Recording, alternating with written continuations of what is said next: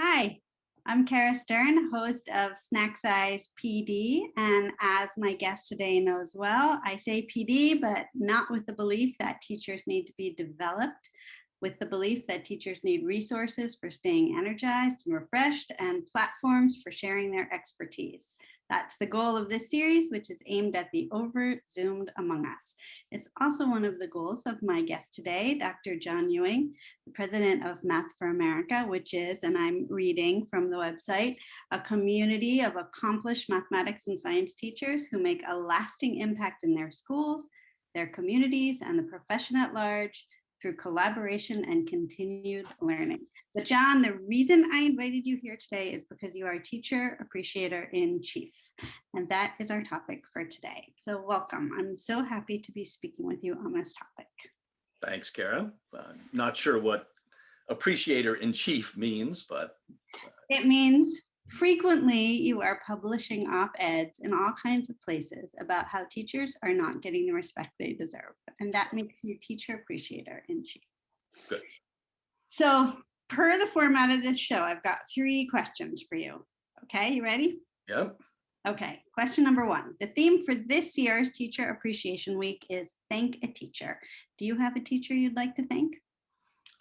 Well, that one's easy, although not because there's only one. I think I often think about Miss French, who was my 6th grade teacher, and who, by the way, failed me in handwriting. It was the only F I got when I was in elementary school, but she was just such a fantastic teacher. I remember her now to this day. Or Mr. Turner, who was my 7th grade social studies teacher, he was one of the toughest teachers I've ever had. So I've had some great teachers, but the one I've always remembered is Mr. Latino, who was my 12th grade calculus teacher. He wasn't impressive as physically impressive. He was short and a little round, bald. But he came into class every day with a joke or a story, often with an awful pun. They made us groan. They made us laugh. It was just, he was great. He was also tough. He worked us hard. He had really high expectations. But he was witty and he clearly cared about every student in the class, and he really loved mathematics. And that love inspired us to love mathematics as well. It was exciting. It was really exciting to be learning, to have that feeling of really learning something deep for the first time in my life. And I still remember that feeling. I taught after that, or after graduate school. I taught for about 30 years in universities. And I often thought of Miss Latino when I prepared material, or I walked into class, or I told an awful pun myself. I still remember how he made me feel. And I think because of that, because I sort of remembered him as I was teaching, I've often thought that Mr. Latino changed not just the lives of his students in high school, but he changed the lives of my students as well for many, many years. He was great. That is really like moved from hearing that. Thank you for sharing that. So we see teachers struggling for proper appreciation in the public arena, but sometimes also it's in their schools as well. And so I wanted to ask you what you think is one action that principals could take, even as soon as today, to help their teachers feel supported and respected on an ongoing basis. Yeah, respect. Respect is an interesting thing when it comes to teachers here.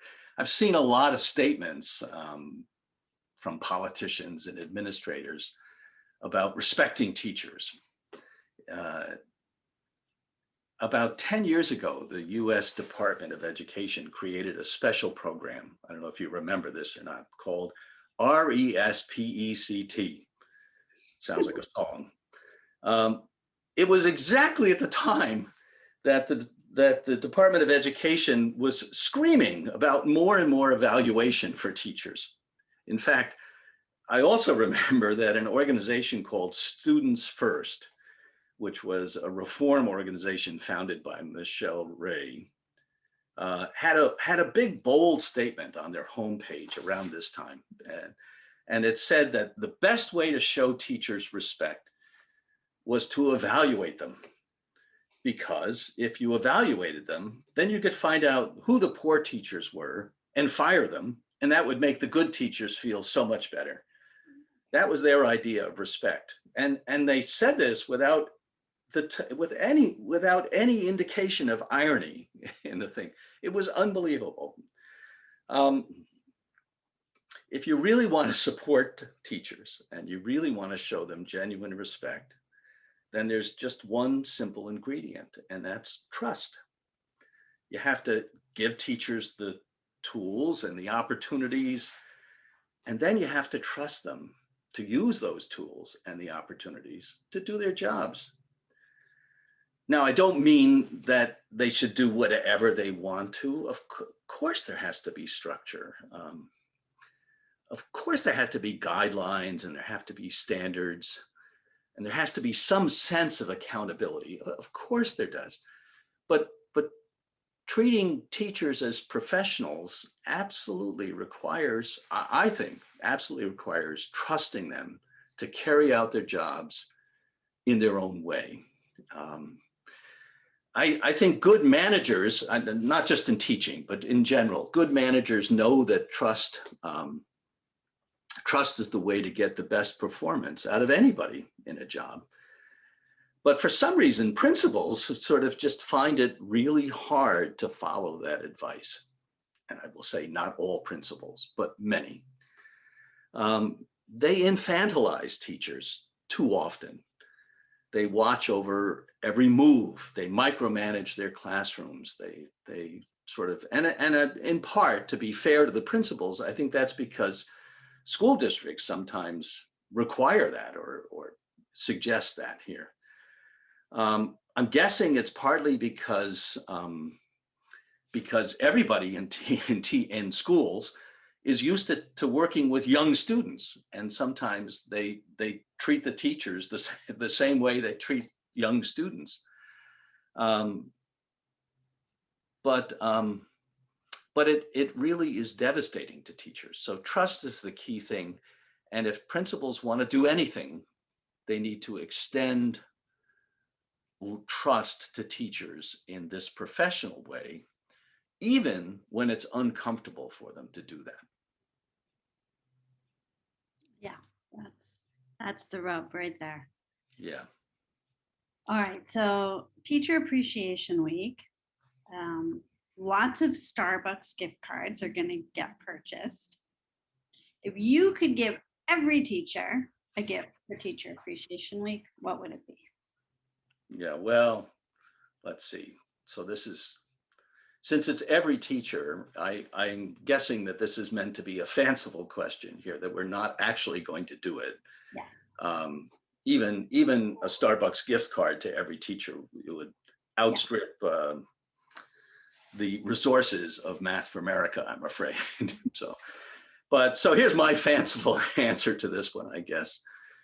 Since I'm imagining a gift for every teacher in the world, I'd find for every one of those teachers, I'd find one student whose life was profoundly changed by the teacher.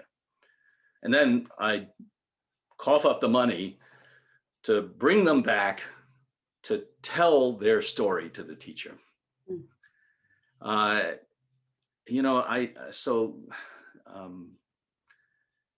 often thought as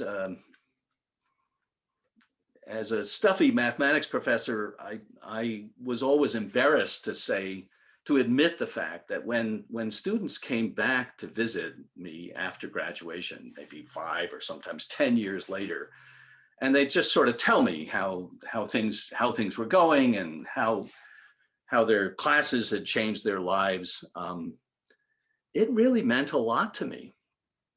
It always made my day when some student from 10 years ago came back and just said that they liked the classes and that they meant something to them.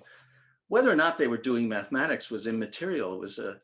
It was just that they came back and talked about how their lives had been changed, even a little bit. I was really moved by that experience, I think. And I think that's a general feeling. I mentioned Mr. Latino, my old calculus teacher. After high school, I left and I moved on to college. At the time, I guess I was too important or maybe just too immature to revisit my high school and thank him for all that he'd done for me, for really changing my life, I think, sort of passing on that love of mathematics and the love of teaching. And later on, when I was teaching and a little bit older, I went back to high school to tell him, but I discovered that he passed away a few years before. And I never had the chance to tell him that. I've always regretted that. It was a big mistake, I think. And I guess I've always hoped that somehow he knew that he was changing people's lives. So I'd like to be sure that every teacher gets the gift of knowing that fact. So, Wow. Yeah. That is a very powerful gift. I wish we could give that. But maybe anybody who happens upon this this recording will put it in their heads, and they will reach out to the teacher who made a difference to them. Yeah, it does make a difference, I think. It does make a difference. Yeah. All right. Well, those are my 3 questions. So that's it for today. And John, talking to you is always one of my favorite things to do. Thanks. So thank you to everyone who tunes in. Thank you, John, for joining me today. If you are watching and you have enjoyed this, please press like and subscribe and say goodbye and good teaching. Thanks, Kara.